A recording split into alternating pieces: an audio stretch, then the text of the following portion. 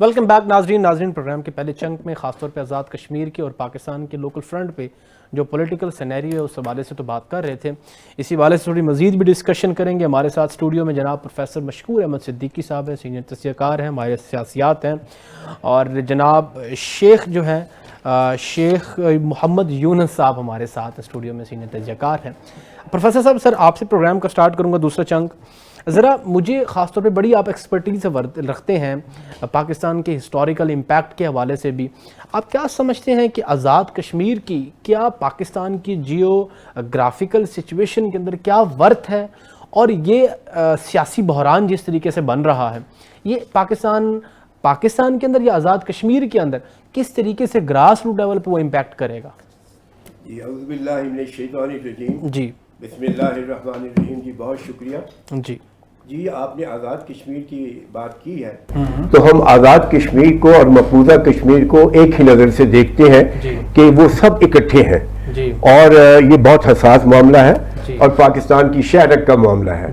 اس میں بھارت کی اور پاکستان دشمنوں کی کوشش یہ ہوتی ہے ہمیشہ سے کہ یہاں پر کوئی نہ کوئی گڑبڑ ایسی کی جائے, اس کو متنازع علاقہ بنا دیا جائے اس طریقے سے کہ جیسے یہ ان کا حصہ تھا. بھارت کی یہ کوشش ہوتی ہے کہ اس کو یہ ان کا حصہ تھا اور ہم نے اس پر قبضہ کیا ہوا.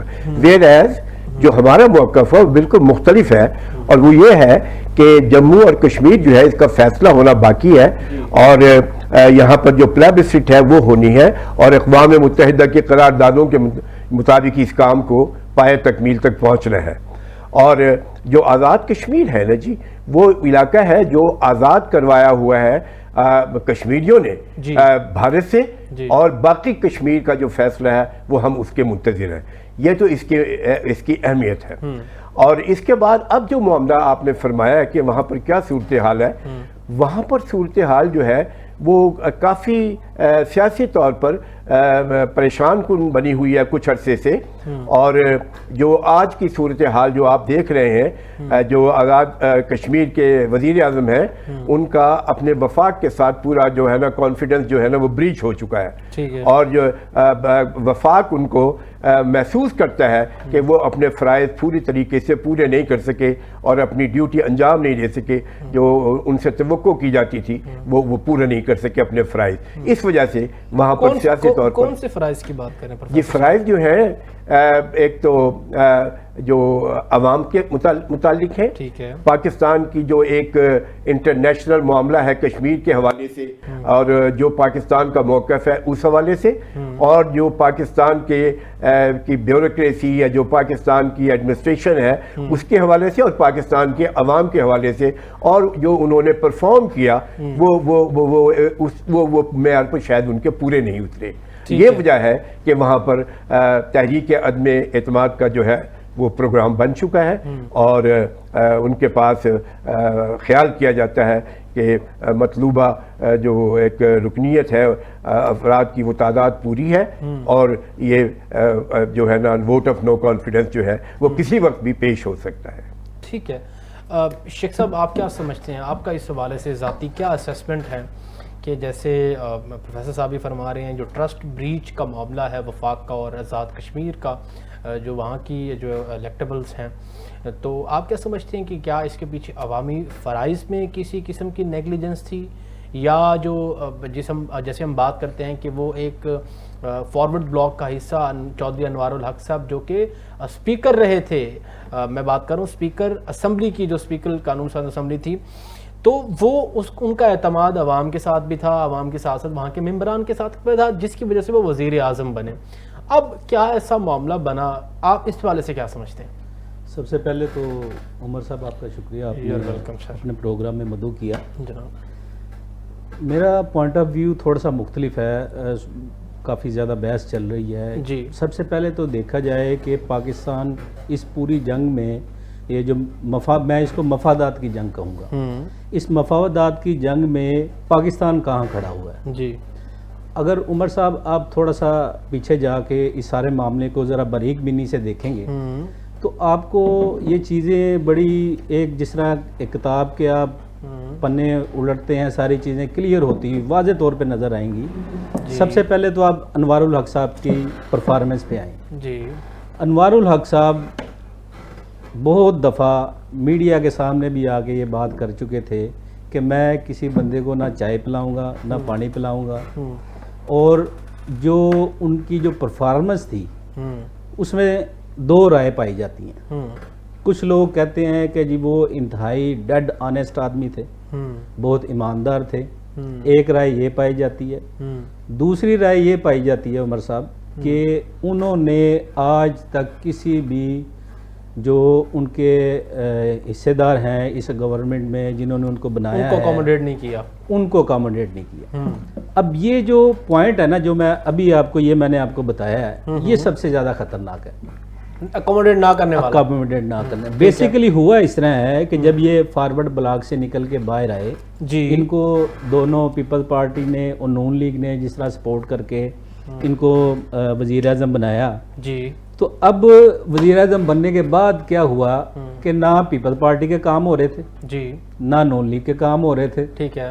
تو نہ جن لوگوں نے ان کو پسے پردہ سپورٹ کیا ان کے کام ہو رہے تھے. تو کام کس کے ہو رہے تھے سر؟ یہ بھی سوال ہے ویسے، کام کس کے ہو رہے یہ تھے؟ تو آپ انوار الحق صاحب آپ کا جواب دے سکتے ہیں کہ وہ کس کے کام کر رہے تھے. اچھا جو ریالٹی ہے میں اس کی طرف آ رہا ہوں.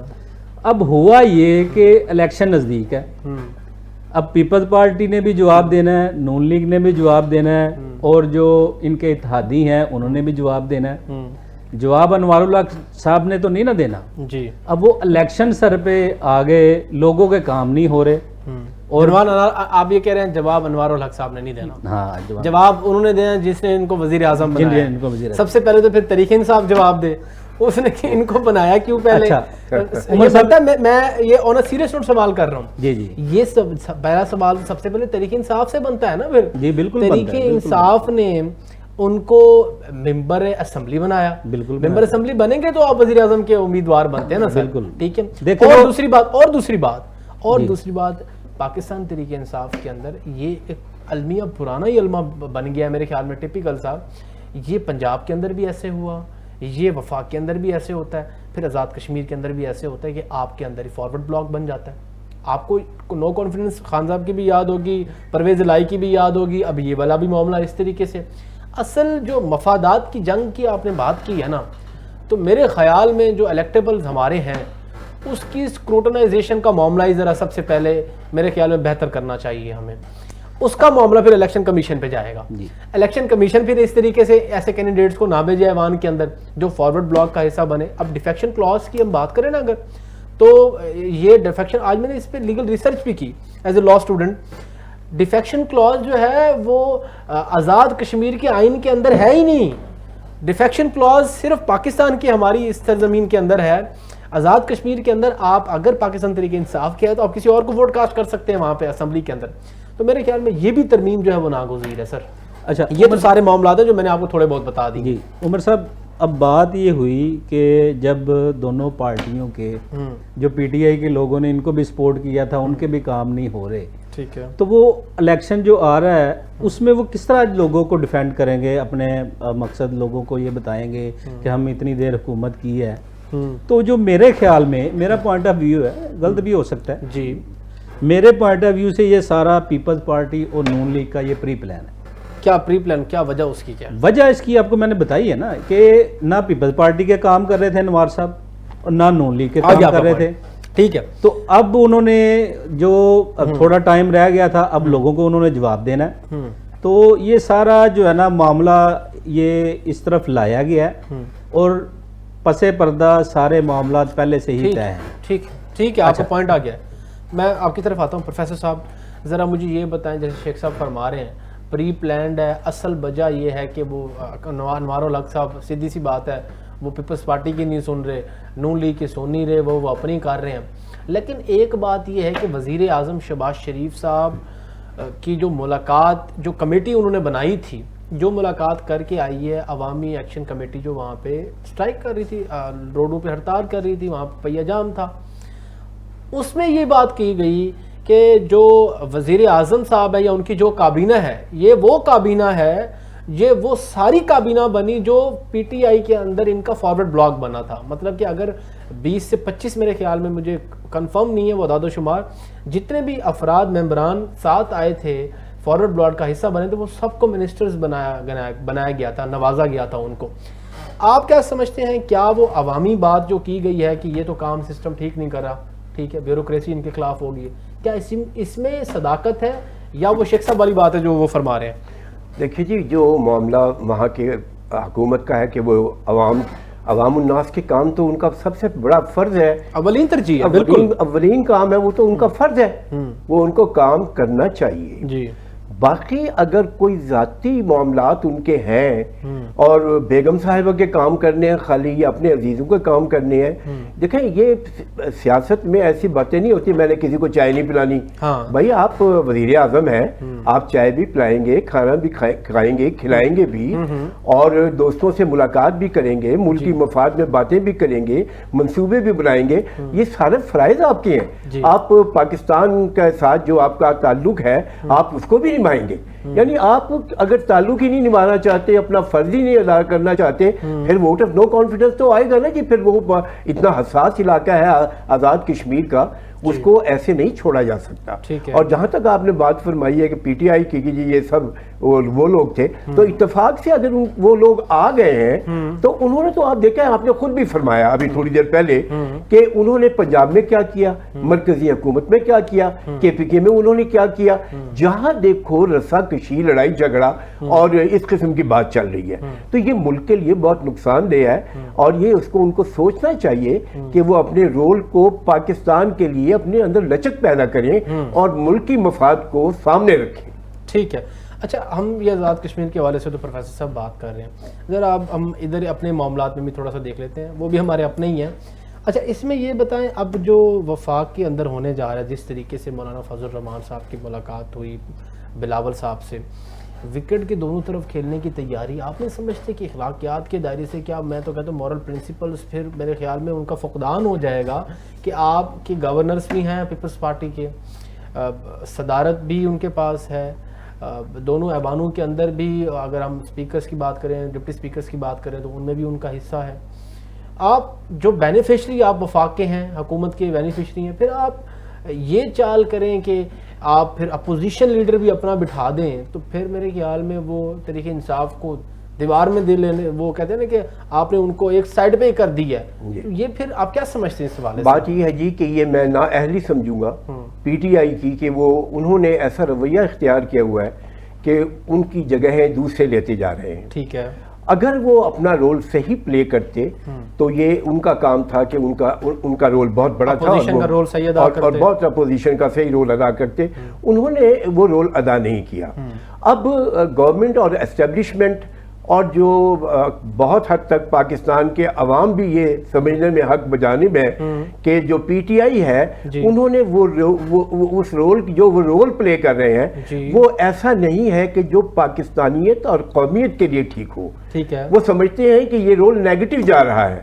اب تھوڑا سا مجھے معاف کیجئے گا, میں آئی ایم ویری سوری. دیکھیے 2 مئی کا جو واقعہ ہوا, عمران خان صاحب کی ٹیم کی جو پی ٹی آئی کی جو حیثیت تھی وہ کافی مستحکم تھی, اور کئی جگہ تو ایسے معاملات تھے کہ وہ جہاں ان کے کینڈیڈیٹ کھڑے ہوں گے ضمانتیں ضبط ہو سکتی تھی الیکشن میں.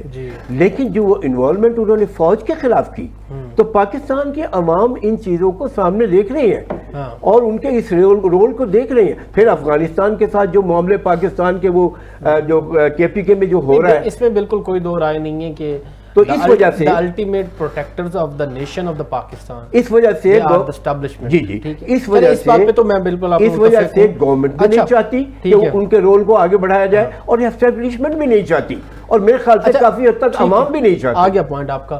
شیخ صاحب, اس میں آپ کا کیا تجزیہ ہوگا, ذرا اس تناظر میں بتائیے گا, کیا ان فیوچر ہم کسی حوالے سے کانفلکٹ دیکھ سکتے ہیں بٹوین پاکستان پیپلز پارٹی اینڈ نون لیگ, کہ جیسے بات کر رہے ہیں بعض اوقات, اب دیکھیں پنجاب کے حوالے سے اور سندھ کے حوالے سے جو آپس میں لفظی گولہ باری ہوئی جس کو نورا کشتی کی لڑائی کا نام دیا گیا, تو آپ کیا سمجھتے ہیں کیا اس طریقے سے ہوگا اگر اپوزیشن کا حصہ بن جاتی ہے پیپلز پارٹی, تو اپوزیشن ہی پھر نون لیگ کے لیے ٹف ٹائم کریٹ کر دے؟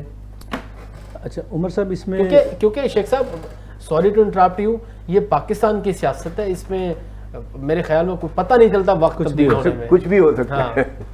اچھا عمر صاحب، اس میں آپ اگر تھوڑا سا آپ اپنی نیشنل اسمبلی کی جو ممبرز کی جو تعداد ہے اس پہ اگر نظر ڈالیں گے جی تو آپ کو یہ واضح طور پہ نظر آئے گا اب نون لیگ کو پیپلز پارٹی کی ضرورت نہیں ہے. ان کے پاس کچھ ایسے اعداد و شمار آ چکے ہیں جی. اگر پیپلز پارٹی کی گورنمنٹ ان کو سپورٹ نہیں کرتی تو ان کی جو گورنمنٹ ہے اس کو آپ وہ گرا نہیں سکتے. یہ جو پچھلے دنوں آپ کے سامنے جو مظاہرہ ہوا لفظی گولہ باری کا، وہ بھی پیچھے نہیں ہوا، اس وقت نہیں ہوا جب تک نون لیگ کو پیپلز پارٹی کی ضرورت تھی. اب یہ گولہ باری بھی ہوئی، وہ بند بھی ہوئی.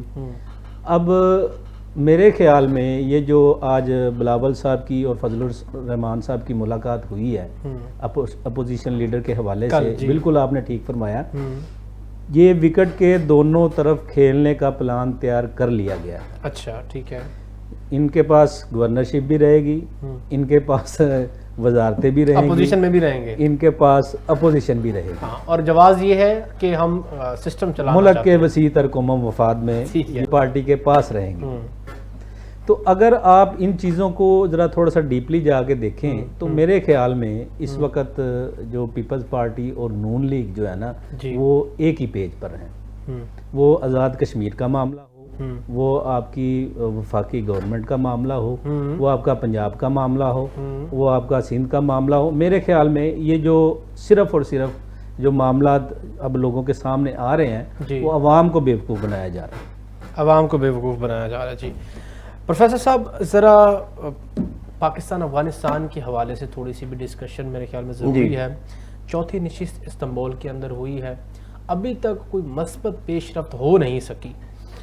اس میں سب سے بڑا جو انفلوئنس ہے وہ کابل سے افغانستان حکومت کا ہے، اور طالبان اس چیز کو آج تک کی اپڈیٹ کے مطابق اس چیز کو تو ایڈمٹ کر چکے ہیں، جو پاکستان نے شواہد اور تمام تر وہ پراکسیز سامنے رکھی ہیں جو ہندوستان